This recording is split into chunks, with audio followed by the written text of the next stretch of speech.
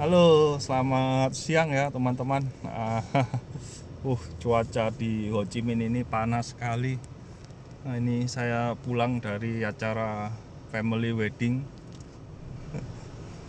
Nah, eh, ini catatan pribadi untuk kejadian di market pada tahun 2026 ini ya. Seperti yang kita tahu bahwa MSCI sudah mengeluarkan keputusan ya bahwa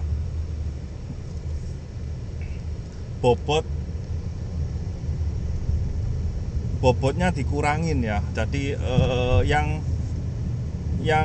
di top tier ya global, apa istilahnya, global atau yang papan utama lah, MSCI papan utama itu semua dikeluarkan ya, yang high shareholder concentrate ya, HRC itu ya, HCS ya, HSC ya, itu dikeluarkan semua ya. Untuk setelah itu dalam 2 hari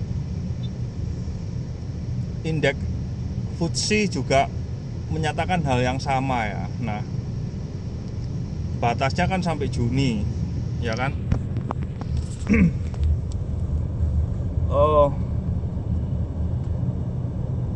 Ya gimana lagi, itu konsekuensi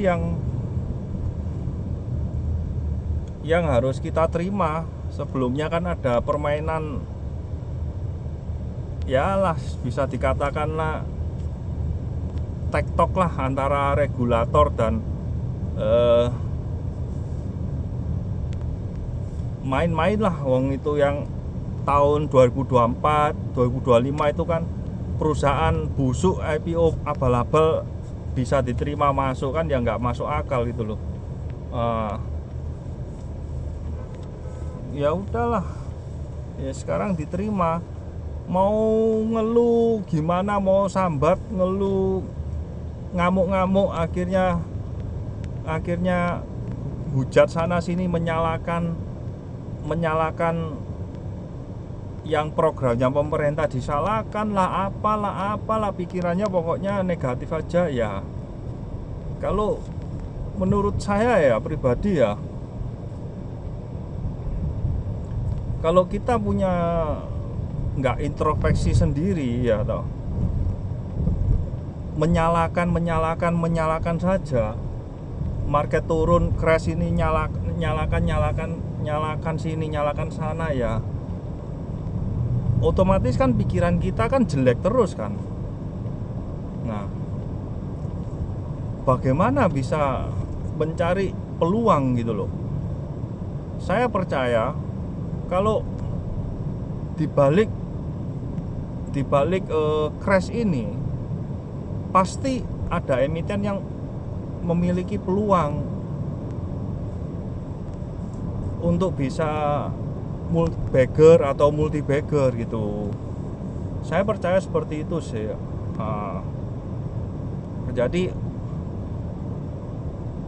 alangkah bijaksananya kalau pikiran kita itu tetap berpikir yang positif ya, stay positif ya, supaya kita bisa melihat, introspeksi sendiri, diri sendiri. Oh iya, kesalahannya di mana? Kenapa kok saya membeli emiten ini sehingga menyebabkan kerugian, atau belum naik atau gimana? Ya itu introspeksi sendiri. Oke lah. Jadi sekarang kita sudah tahu nih, MSCI pasti keluar. Ya jangan membeli emiten yang narasinya MSCI yang ada asing-asingnya, big cap lah istilahnya ya. Ya jangan dibeli dulu toh, hindari dulu loh. Belilah yang mid cap atau small cap yang nggak ada asingnya. Nanti setelah asing keluar, itu kan pasti akan masuk lagi. Lah masuknya kan di emiten yang dulunya nggak pernah, yang dia belum pernah masuk gitu. Jadi kalau MSCI ini misalkan ke brand ya, brand itu sudah begini, dia keluar ke depan apakah dia masuk lagi?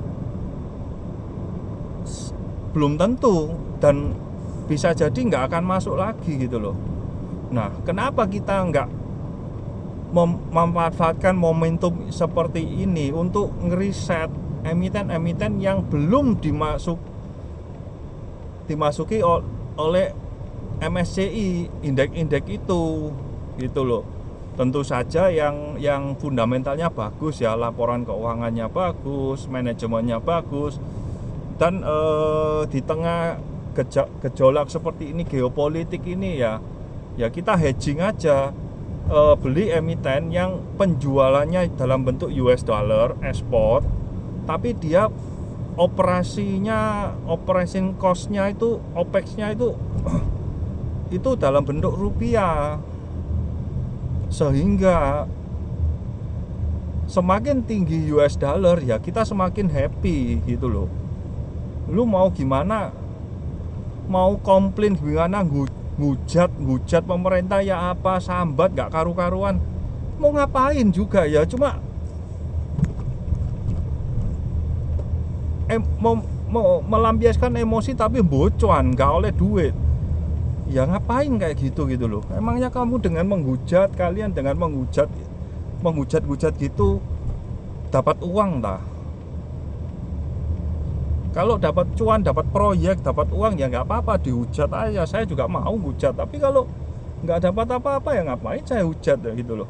Nah, itu prinsip saya ya. Jadi stay positif, tetap berpikiran positif, kritis boleh, berpikiran yang positif tapi gitu loh. Oke ya teman-teman ya. Jadi kalau misalkan ya seperti ya, kalau contoh ya, ini kalau aku ya, misalkan aku nggak suka dengan kebijakan pemerintah lah, MBG lah, misalkan di MBG kan, ya sudah, saya nggak akan investasi beli saham yang di circle-nya MBG. Apakah circle-nya MBG itu? Ya banyak kan. MBG itu kan dapur, orang masak butuh minyak goreng dari mana? Dari kelapa sawit. Ya janganlah beli emitennya kelapa sawit, walaupun itu dalam bentuk ya kan, supaya kamu nggak terdampak. Terus MBG itu kan butuh sayur-sayuran, tanaman, beras semua. Ya jangan beli emiten yang berhubungan dengan tanaman seperti pupuk dan lain-lain. Ya jangan dibeli dong. Kalian rugi marah-marah, belum naik marah-marah. Ya kan itu lucu gitu loh, nggak bijaksana. Ya kan, ya itu buat saya sih ya bagaimana ya. Kamu ngamuk-ngamuk gak setuju sama program pemerintah, tapi emiten yang kamu beli adalah emiten kelapa sawit dan emiten pupuk, kan lucu. So, ya kan, you thinking lah, kalian teman-teman thinking lah. Ya kan. Oke ya. Jadi teman-teman ya, stay positif. Emosi boleh, tapi otak kita, hati kita itu tetap positif. Kita harus mencari peluang yang ada. Peluang-peluang yang ada itu apa? Oke lah, kita sudah tahu, oh, ini pasti akan ke sini, dibuang. Ya udah, kita kurangi resiko lah, kayak gitu-gitu gitu loh. Nah, itu bagian dari hedging, antisipasi. Stay positif. Oke, sampai jumpa lagi. Cuaca di Ho Chi Minh ini sangat panas, guys. Panas.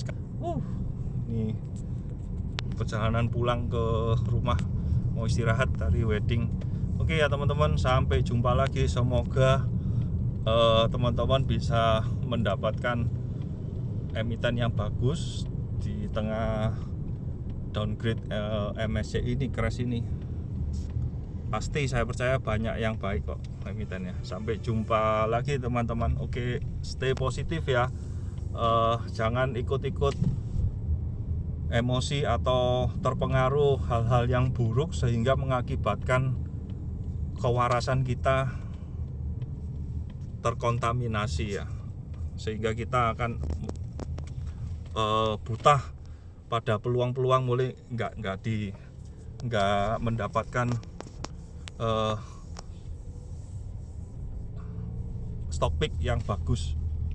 Karena otak kita berpikiran yang jelek-jelek, maka otomatis semuanya akan jelek. Kita akan kehilangan momentum untuk mencari emiten yang baik. Oke, sampai jumpa lagi.